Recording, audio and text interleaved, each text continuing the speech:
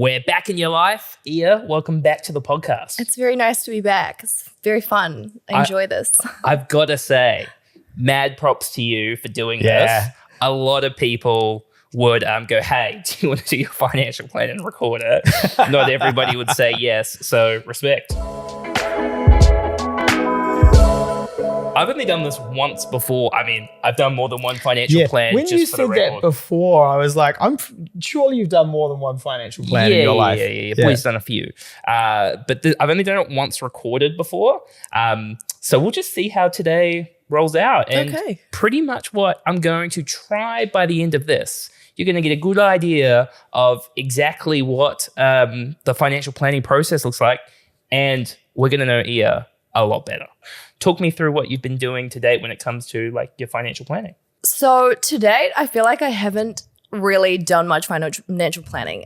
Even when I started a business like 10 years ago, I sort of like stumbled into it. So I never really had a plan. And in my mind, I was always sort of like, okay, well, eventually get some properties. I would like to have more property. Like if I could go back in time, one thing I would have done earlier is probably gotten more investment properties and maybe have invested a little bit more into just like shares. So yeah, that's probably like the only regret I have. Yeah. But also like not a regret because, you know, our life is our life. Our life is our life. Yeah. But I do know going forwards, that is my two goals, literally like investment property and shares. Yeah. That's really interesting. We hear that from a lot of business owners around when people often ask, you know, how did you do this? Or how did you do this thing? You're like, I just did it. You know, like there's no real magic formula. Like I just kind of landed in a spot I was in. And obviously you were looking for jobs out of uni and thought, you know, I'm going to go make my own side hustle, which turned it into a full-on company. But it's really interesting where people are like, I don't know what my financial plan is. I have a business. The business produces money. I spend all of my energy and focus and time on that, trying to keep that going. So a really common answer, Yeah, and the big thing, right, is like you're working hard on the business side, but what we want to do, like you said, those property, those shares, we want to build those up to a point that they're comparable to your business and that you've got two forms of income stream opposed to just being focused on the business. You've got a reasonable size mortgage, still a lot of equity in the property. There is the common thing that I hear from those who are self-employed going, it's really hard to get a loan. It's impossible to get a loan being self-employed. How did you find the lending side?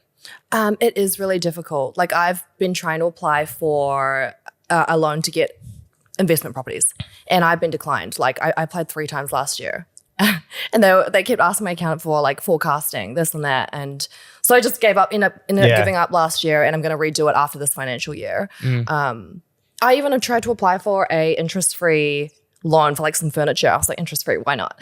I got declined for $15,000, which I was like, I could pay that back, you know, quite easily. But they declined me because they're like, you don't have the paperwork. Yeah. What? Yeah. Please give it to me. I want this furniture. Yeah. Please, sir, can I have a couch? Mike, anything to add on the lending side when it comes to those who are self-employed? Yeah, you made a really, really key point there, which I don't think you picked up on, which if you are self-employed and you are applying for lending in Jan, Feb or March, good luck. Yes, you can apply without a full year of financials, but it is very difficult at the moment to get self-employed people lending because we're so close to the end of financial year. And then people go, oh, okay, well, do management accounts. Wow, if we're doing management accounts for 11 months, do you just wait another month, then do it after the end of the financial year? So that's probably one of my key tips is if you are applying and you are self-employed, 1, make sure you've got an accountant. 2, make sure that you're up to date on filing your accounting. If someone comes to us and they're like, yeah, here's 2020's accounts, I'm like, there's nothing I can do with this. Like you've got to have an accountant, you've got to have some recent financials. And then if you are applying Jan, Feb, March and you're self-employed, just be prepared for a bit of a battle because we might need some forecasts or some annualized figures. Yeah. How close are you to the financials of your business, Iyia? Like I've heard some self-employed people like really just delegating a lot to the accountant while others are quite involved. How involved are you on that side in terms of, the numbers? I do my own reconciliation in Xero. Yep. So I'm like I review it, but I do wait for my accountant to like tidy it up. Yep. because of like other things, GST or whatever. Yeah. I think that practice of categorizing each And transaction, reconciling. though, that is a really good step, though, right? Because you do know each transaction, opposed to sometimes we run into people, and it actually surprised me how far away they are from the numbers of the business. Yeah, well, some people, their transition into business was, I am a really good builder, and now I'm going to go work for myself.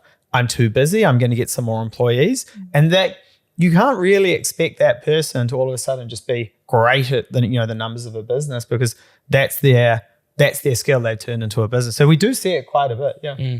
The next quadrant is around your current lifestyle. So your income, how kind of, in a self-employed world, is it quite lumpy? Is it quite consistent? What does it look like? Yeah, very lumpy. So over the last 10 years, I've started businesses, sold them. So there might be periods where I get like a lump of cash and then I put it somewhere. And then there might be a period where I'm not really getting much in. Even with like me currently, I am teaching and selling people trainings, and there are periods where we get in huge influxes of cash, and then it's like really quiet for like 2 months. So I've been actually quite bad with managing it. But how do you manage it at the moment? My best. I don't know. That's the best answer ever. I mean, because in your world, which probably another comparison is like say when we talk to real estate agents and when they have a quiet period and those sort of things, trying to keep those buffers and those emergency funds. Do you try to make sure you've got X amount of cash available at all times? Well, actually, I've started putting it into Sharesies so I can't see it, and then I can't readily spend it. And if you need it, it takes a few days to like pull out. And I feel like that's been quite good for me to not do so much impulse spending. I have got some thoughts on your Sharesies. Yeah, we will get to it very soon. All right. So income is quite lumpy. How does that go for you in terms of like when your income's lumpy, usually quite hard to budget and those sort of things? How are you in terms of managing your expenses and regularly saving? Most of my stuff is on AP in terms of bills, like automatic payments. And each month I just have to make sure that I have enough for like mortgage and my team, my staff members. But beyond that, I don't feel like I have that many. I'm not like buying stuff all the time. Yeah. Like maybe here and there. But I actually don't think I buy that much stuff. Yeah, we are the opposite then. I am a marketer's, advertiser's dream. You ping me with something on Instagram, I will click on it, look at it, and if I haven't bought it in 30 seconds later, you should be fired from your job. Yeah. My impulse spending is out the gate. Yeah. You've got kids, don't you? Mm-hmm. Yeah. Kids are expensive. Yeah. I feel like, what do you buy them? Clothes, food. You should feed them. That's important here. Clothes, food, and then just schooling, really. Yep. I try not to actually buy them toys and stuff all the time. Yeah. Maybe like a coloring book here. I feel like I don't spend that much on dumb stuff. Okay, cool. So do you know how much you'd be saving on average a month or a year, and where does that go? I don't really save. I don't know. I try to put any surplus into shares, but then like, let's say I sell a business and I get a large influx, I might buy a property or the property that I'm in, or I might do like an upgrade on the house, or I don't know, spend it on something. So I haven't really got that much saved. We're happy to keep working as long as it's the kind of work that we want to do. Financial freedom though, like being in a position where we've built those assets, there's those income streams coming so you can really choose what you do and not what you do. Is that important to you? Yeah, that is important to me. Also, like I know a lot of people's end goal is to have a family home, right? That's a lot of people's end goal. So I feel like because I've already sort of got my home that I'm pretty happy in, bar the roof, but I'll live with it. Then I'm like, okay, well, what else do I want? There's actually nothing else that I'm really chasing in the world. So I'm kind of like, okay, just probably property, right? Yeah, cool. Okay, and if we were to think about what level of income you wanted from your assets to be financially free, have you got any idea what kind of number we're chasing?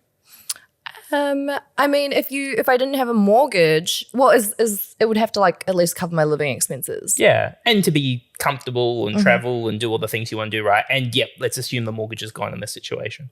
So the mortgage is gone? Yep. Yeah. I don't know. I feel like maybe like 50 grand a year. I don't believe you for a second. I don't spend that much money. Yeah. I have done this for a long enough time where I know averages for people's levels of income. I would actually guess, because you've got to think about all the running costs for the house. Like, when you think about your rates, your insurance, your gardener, like maintenance on the property, you're probably, I would say, spending like 20 grand a year just on your house, right? And then if we just go food, you're not probably even, the rest isn't covering the food bill. I would estimate, based off my experience, I'm probably thinking more like 200,000 a year. And if we go, well, we want $200,000 a year as a income source, the general rule would be about $4 million of assets excluding your home, because that's like a 5% return if we were in shares outside of that. So I think that would probably be a good goal for you, $4 million net excluding your home. Two things, though, that I'm a little bit disappointed in you about.